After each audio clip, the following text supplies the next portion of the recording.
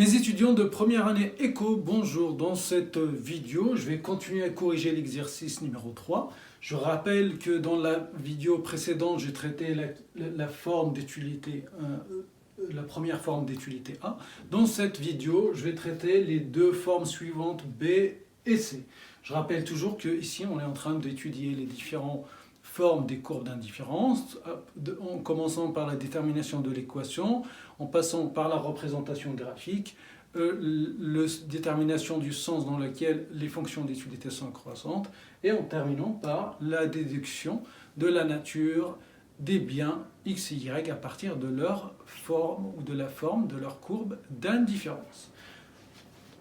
La fonction d'utilité b, u x, y est égal à x. Ça veut dire que ici les préférences du consommateur sont représentées ou dépendent de x et y, mais qui est égal qu'à x.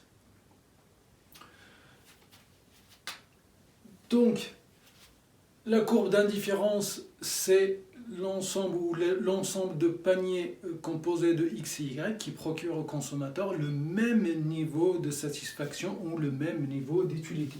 Donc on va mettre u bar est égal, et de l'autre côté il y a x.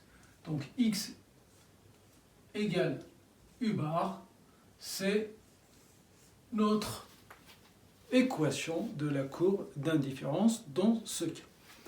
Avant de le représenter, on va traiter cette fonction d'utilité, comme ça on fera les deux graphiques, un en face de l'autre. Donc pour C, la même chose, donc la courbe d'indifférence c'est l'ensemble des paniers composés de x et y pour lesquels le consommateur est indifférent ou qui procurent le même niveau de satisfaction. Donc pareil, u bar est égal à y, donc on déduit que y est égal à u bar. Et c'est l'équation de la courbe d'indifférence. Je rappelle que donc on a dit que l'équation de la courbe d'indifférence c'est y égale, on isole y, sauf ici il n'y a pas y, on a x. Ici il y a y, donc y est égal à u bar. On va représenter graphiquement maintenant cette courbe, la courbe d'indifférence, ou deux courbes d'indifférence, comme demandé dans la question, nous demande de représenter chaque fois deux courbes d'indifférence. On va x est égal à u bar, donc on fait des hypothèses comme dans les cas précédents. Donc on a deux, donc u bar, donc c'est u bar est égal par exemple à 5, c'est juste, on choisit 5 arbitrairement, 5, 6, 10, 20, ce que vous voulez. Donc x bar va nous donner que x bar dans ce cas, x est égal à 5. X est égal à 5, c'est une droite perpendiculaire avec l'axe des abscisses. Donc là, on n'a pas besoin de deux points pour représenter, parce que quel que soit le niveau de y, x est égal à toujours 5, et donc ça procure un niveau d'utilité qui est égal à 5. On fait la même chose pour u bar, soit u bar est égal à 10, donc deuxième hypothèse, parce qu'il nous demande de tracer deux courbes d'indifférence, donc on va supposer deux fois courbe d'indifférence. Donc ici, x est égal à u bar, ça fait que x est égal à 10, et pareil, ça va être une droite perpendiculaire. On va représenter graphiquement maintenant cette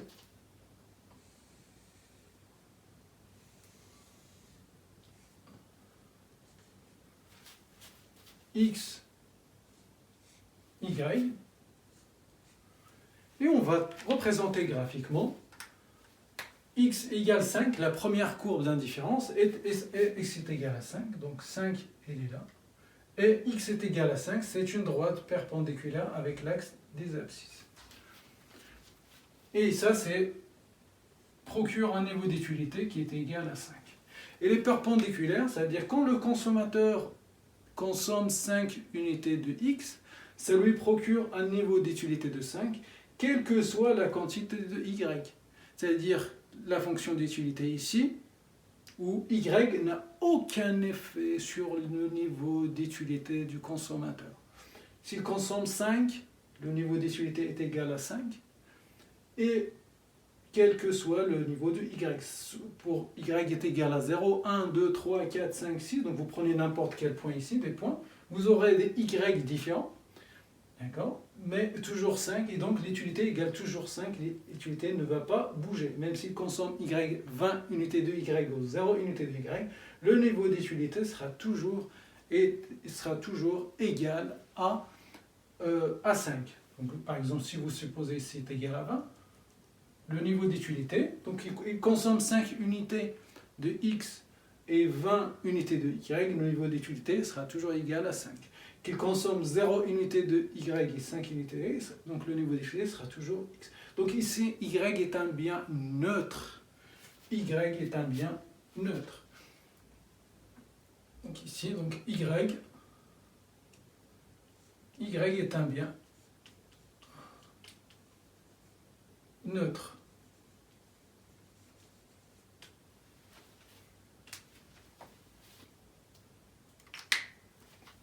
On trace la deuxième qu'on vient de représenter ici, x égale 10. X égale 10, bon 5 il est là, donc forcément 10 il va être là. Et x égale 10, pareil, il est perpendiculaire, il passe par 10. Le niveau d'utilité est égal à 10. Donc la courbe d'indifférence d'un niveau d'utilité est égale. Pour augmenter le niveau d'utilité, le consommateur doit consommer plus de x. Donc plus x augmente, plus le niveau d'utilité augmente. Donc la courbe d'indifférence se déplace vers la droite. Donc le sens de variation, ou le sens dans lequel l'utilité est croissante, c'est le déplacement vers la droite. Niveau d'utilité 5, niveau d'utilité 10. Donc plus j'avance vers la droite, plus le niveau d'utilité augmente. Et pareil, donc perpendiculaire. Donc la fonction d'utilité dépend que de x et pas de y. Ça ne veut pas dire que y ne rentre pas dans la fonction. On voit bien que ça dépend de x et y, mais y est un bien neutre, il n'a aucun effet sur le niveau d'utilité. Qu'il consomme 0, 10, 20 000 de y, ça n'a pas d'effet sur le niveau d'utilité. Maintenant, on va voir la deuxième forme. C'est la même chose, on va garder les mêmes hypothèses. Allez, si U... Pour tracer, on a deux courbes d'indifférence, on va faire des hypothèses. U bar est égal à 5. Et si U bar est égal à 5, on va se retrouver avec y est égal à 5. Et donc y est égal à 5. Y est égal à 5, quel que soit x, y est égal à 5. Donc ça va être une droite horizontale par rapport à l'axe des abscisses ou perpendiculaire, mais à l'axe des ordonnées. Deuxième niveau d'étualité, c'est U bar est égal à 10, et dans ce cas, Y est égal à 10. Donc là, Y est égal à 10, c'est une constante, donc c'est une droite perpendiculaire avec l'axe des abscisses. C'est pareil pour représenter graphiquement les courbes d'indifférence qu'on vient de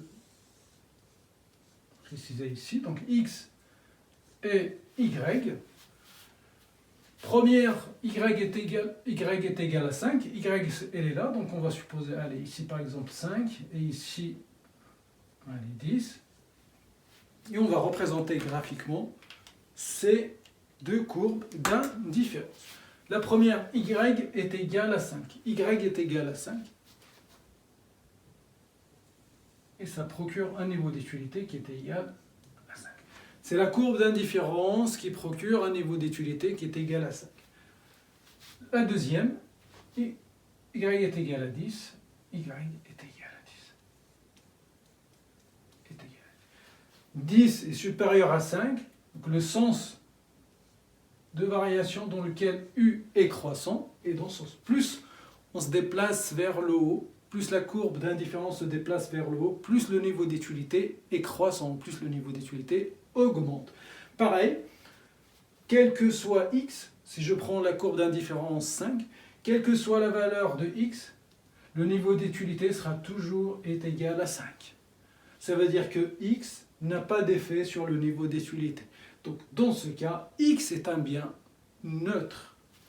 La fonction d'étualité dépend seulement des quantités consommées de y. Les quantités consommées de x n'ont pas d'effet sur le niveau d'étualité. X est un bien Donc ici, Y c'était un bien neutre. Ici, c'est X qui est un bien neutre. Donc X est un bien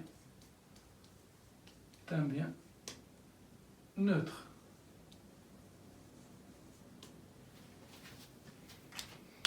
Voilà donc la représentation graphique des deux formes avec la détermination de la nature des biens.